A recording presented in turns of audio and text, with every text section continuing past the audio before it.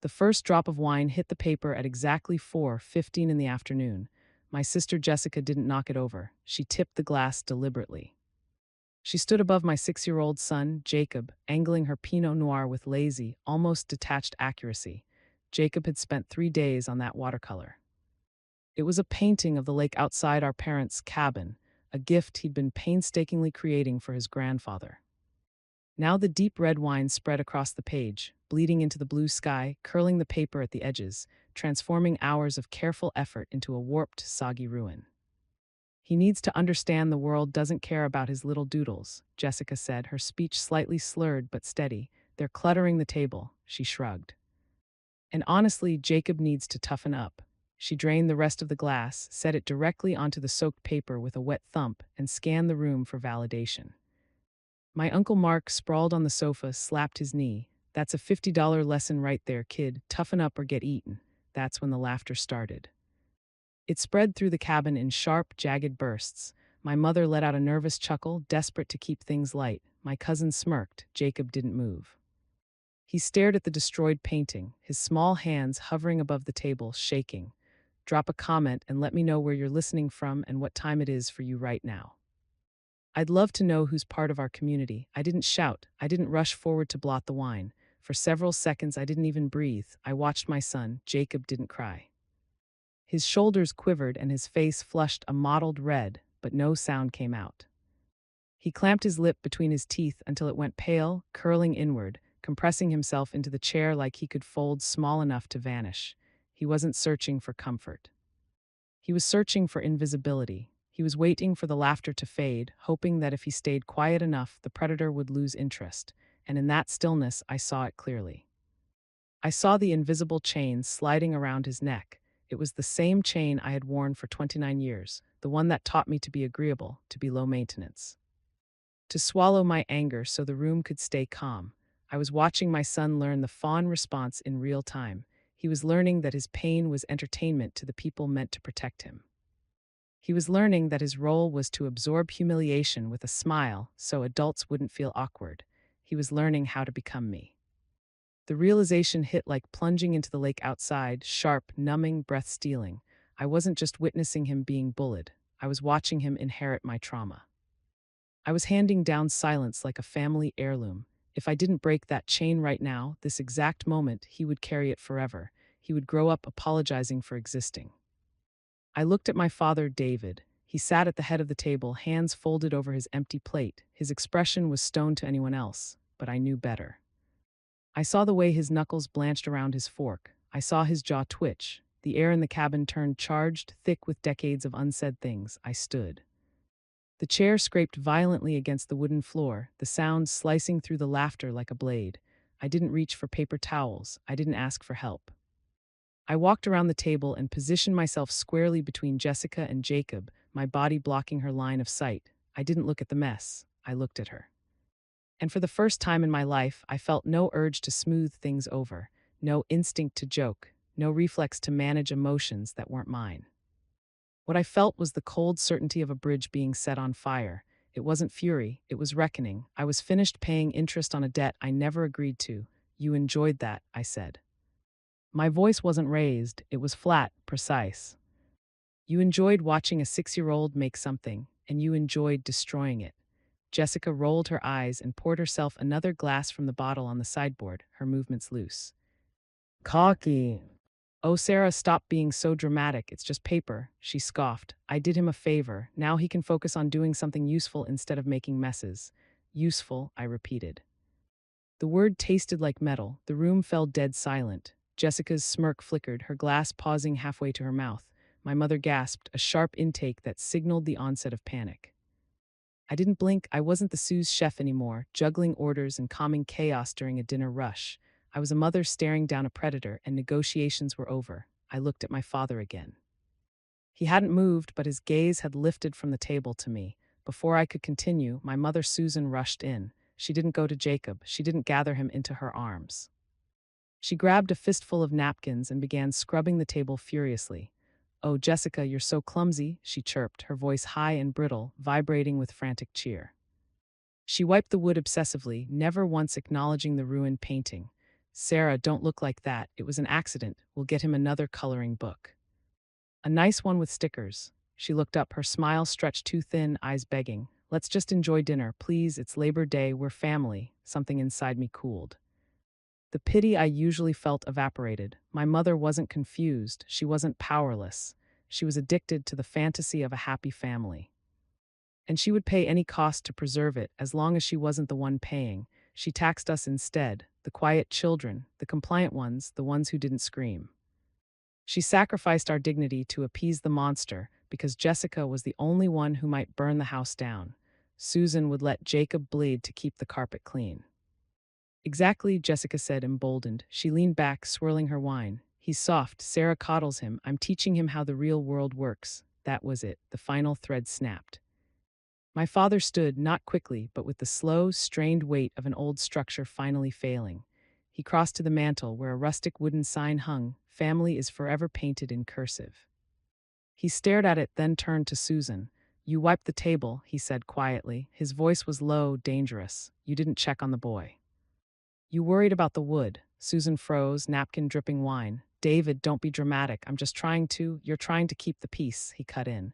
But there is no peace, Susan. There's only silence, and I'm done paying for it. He looked at his left hand and twisted his gold wedding band, embedded deep into his finger after 40 years. He walked to the sink, pumped dish soap onto his knuckle, and began forcing the ring off. It was painful to watch. His face tightened as he worked it over the joint until it slipped free with a wet pop. He returned to the table, held the ring over the pool of wine still soaking into Jacob's painting, and let it fall. It landed with a dull thud, splashing red droplets onto the white tablecloth. I'm done keeping your peace, he said, and I'm done protecting you. The silence that followed wasn't quiet, it was hollow. It sucked the air from the cabin. My mother stared at the ring like it was a live grenade. Jessica laughed nervously. Dad, are you senile? She scoffed, though her eyes darted. It's a painting. You're divorcing Mom over a $5 watercolor set. That's pathetic. David didn't look at her. He walked to his travel bag, unzipped it, and pulled out a thick black leather notebook, worn, creased, heavy with age. He set it on the table with a solid thud. I've been a structural engineer for 40 years, Jessica, he said calmly. I track stress fractures. I find cracks before buildings collapse. I track failures. He opened the book. The pages were filled with his handwriting, neat columns, dates, numbers. 3 years ago, he continued, sliding a finger down the page, you asked for $5,000 for a business loan. Said your influencer career was taking off. Jessica crossed her arms. Yeah, and I paid most of it back. What is this, an audit? You paid nothing, David said, but that's not the point. The point is I started tracking everything. He turned the book so they could see groceries, repairs that never happened. Emergency withdrawals, then quietly, and I hired a forensic accountant. Susan made a strangled sound and reached for him. David, please. Not in front of everyone. Everyone needs to hear it, he said, because everyone's been laughing at Sarah. Everyone's been laughing at Jacob. Calling them weak, he looked at me then, and his eyes were full of a deep aching apology. I let this happen, Sarah. I let you think you were less than her. I let you think she was special and you were just there, but I was watching, I was counting. He turned the page, taped to the paper were bank transfer receipts. This isn't an allowance, Jessica. He said, this is a ransom. David looked down at the ledger, his finger tracing a line of red ink. August 14th, 2 years ago, $12,000. You said it was for a brand partnership buy-in. April 3rd last year, $8,000. You said it was for medical bills. He looked up, meeting Susan's terrified eyes. But the biggest one was 3 years ago, the night of the Labor Day party. The one we didn't attend because you said you were sick. Susan. Susan was shaking her head frantically now, tears streaming down her face. David, stop. Please protect the name. David's voice rose, cracking with a fury I had never heard. You didn't protect the name. You protected a criminal. He turned the page. This time there wasn't a receipt. There was a copy of a police report taped to the paper. The $174,000 wasn't for business loans, Jessica. It wasn't for gifts. It was hush money. Jessica froze. Her arrogance evaporated, replaced by a sudden stark terror. She looked at the door, but she didn't move. 3 years ago, David said to the room, Jessica drove home drunk from a party. She hit a parked car and then she hit a pedestrian, a 19-year-old girl walking her dog. I gasped. The room spun. I remembered that time. Jessica had been traveling for a month. Mom had said she was in Europe finding herself. She didn't stop, David continued. She fled the scene, a hit and run. Susan was sobbing into her hands, her body rocking back and forth. You took our retirement money, David said, his voice shaking. $174,000. You paid for a lawyer to bury it. You paid a settlement to the girl's family to keep it out of civil court. You paid off the car repair shop to fix the dent off the books. You told me it was a parking dispute. You told me it was handled. He slammed the book shut. The sound echoed like a gunshot in the small cabin. You stole our future to cover up her crime. And then you let her sit here at this table and mock a 6-year-old boy for painting a picture. You let her destroy his work because you taught her that destruction has no consequences. He looked at Jessica, who was pale, her mouth opening and closing like a fish.